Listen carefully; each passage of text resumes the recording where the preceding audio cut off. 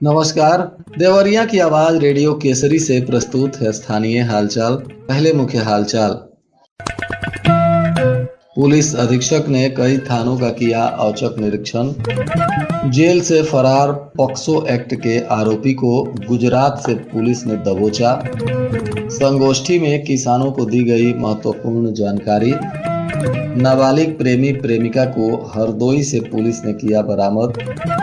और अस्पताल का पुराना भवन अचानक गिरा, बाल बाल बची कई लोगों की जान। स्थानीय हालचाल के इस अंक के साथ मैं निकेत मिश्र। अब हालचाल विस्तार से। जनपद में कानून व्यवस्था की सुदृढ़ता और अपराध नियंत्रण की दृष्टि से पुलिस अधीक्षक विक्रांत वीर लगातार औचक निरीक्षण भी थानों का कर रहे हैं। इसी क्रम में उन्होंने बघौच घाट थाना क्षेत्र के पुलिस चौकी पकहा घाट का औचक निरीक्षण किया। इस दौरान चौकी परिसर की साफ सफाई, अभिलेखों का रख रखाव, ड्यूटी रजिस्टर, अपराध नियंत्रण और चौकी पर नियुक्त पुलिस बल की उपस्थिति का बारीकी से अवलोकन किया गया। पुलिस अधीक्षक ने चौकी प्रभारी आलोक सिंह पटेल और अन्य पुलिस कर्मियों को निर्देशित किया कि चौकी स्तर पर जनता की समस्याओं के समाधान में तत्परता बरतें, पीड़ितों की शिकायत का समयबद्ध निस्तारण सुनिश्चित करें। साथ ही अपराध नियंत्रण और जन सुरक्षा के लिए पुलिस कर्मियों को अपने व्यवहार में संवेदनशीलता एवं तत्परता बनाए रखने का निर्देश दिया गया। इस दौरान पुलिस अधीक्षक ने चौकी क्षेत्र में वाहनों की चेकिंग कराई। संदिग्ध वाहनों, दोपहिया और चार पहिया वाहनों की तलाशी ली गई। शीशों में लगे ब्लैक फिल्म को उतरवाया गया।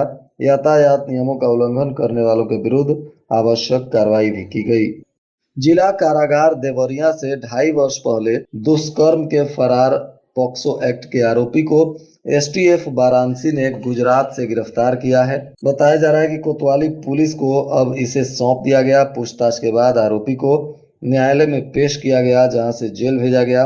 मामला रामपुर कारखाना क्षेत्र के बरईपुर निवासी अमन पांडे पुत्र उपेंद्र पांडे का है, जो 2022 में किशोरी को बहला फुसलाकर भगा ले गया था। इसी मामले में केस दर्ज हुआ। विवेचना में अपहरण, दुष्कर्म और पॉक्सो एक्ट की धारा में केस हुई, जिसके बाद 16 दिसंबर 2022 को आरोपी को गिरफ्तार कर जेल भेजा गया था। परंतु जांच में पता चला कि वह मुलाकाती मुहर अपने हाथ पर लगाकर वहां से फरार हो गया। इस मामले में जेल प्रशासन ने केस दर्ज किया और इसकी तलाश होने लगी।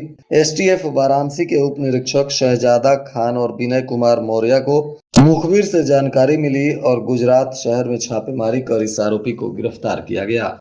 5 दिन पहले गांव से नाबालिग प्रेमी प्रेमिका फरार हो गए थे। प्रेमिका की मां की तहरीर पर प्रेमी और उसके दोस्त के खिलाफ पुलिस ने केस दर्ज किया था। 5 दिन बाद अब बताया जा रहा है कि दोनों को हरदोई से बरामद किया गया है। मामला रामपुर कारखाना क्षेत्र का है, जहां महिला ने कहा था कि उसकी बेटी को बहला फुसलाकर कुछ लोग भगा ले गए हैं। इसी मामले में पुलिस ने कार्रवाई शुरू की और जांच पड़ताल करते हुए अब इस किशोरी और उसके प्रेमी को पुलिस हरदोई स्टेशन से बरामद की है और इन दोनों को न्यायालय में प्रस्तुत किया जा रहा है, जहां से इन पर आगे की कार्रवाई होगी।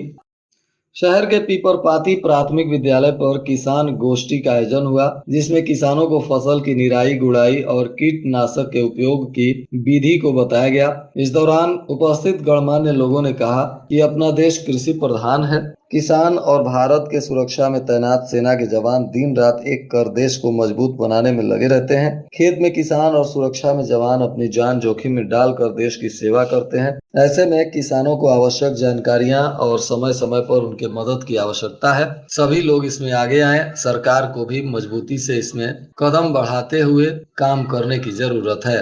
महर्षि देवराहा बाबा मेडिकल कॉलेज में एक बड़ा हादसा टल गया। पुराने भवन की ओपीडी में छत का जर्जर हिस्सा अचानक टूटकर गिर गया। इससे वहां मौजूद लोगों में अफरा तफरी मच गई। संजोग रहा कि इस हादसे में कोई घायल नहीं हुआ। मेडिकल कॉलेज के कर्मचारियों ने फिलहाल मलबे को हटा दिया है। अस्पताल कर्मियों के अनुसार पुराना भवन काफी जर्जर स्थिति में है और इसमें सभी विभागों को नए ओपीडी भवन में शिफ्ट कर दिया गया है। पुराने भवन में पीआईसीयू और स्टोर चल रहा है, जिसके वजह से इक्का दुक्का लोग ही यहाँ जाते हैं। कुछ समय से प्लास्टर और छत के टुकड़े उखड़ कर गिर रहे थे।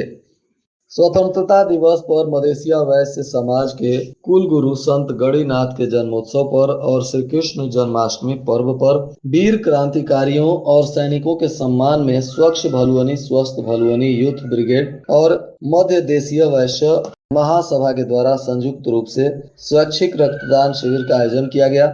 मुख्य अतिथि अब्दुल कलाम एकेडमी बैतालपुर के प्रबंधक रक्तवीर रजनीश पटेल और संस्था के पदाधिकारी संतोष मदेशिया ने इस शिविर का शुभारंभ किया, जिसके बाद बहुत सारे गणमान्य लोगों ने रक्तदान कर इस आयोजन को सफल बनाया।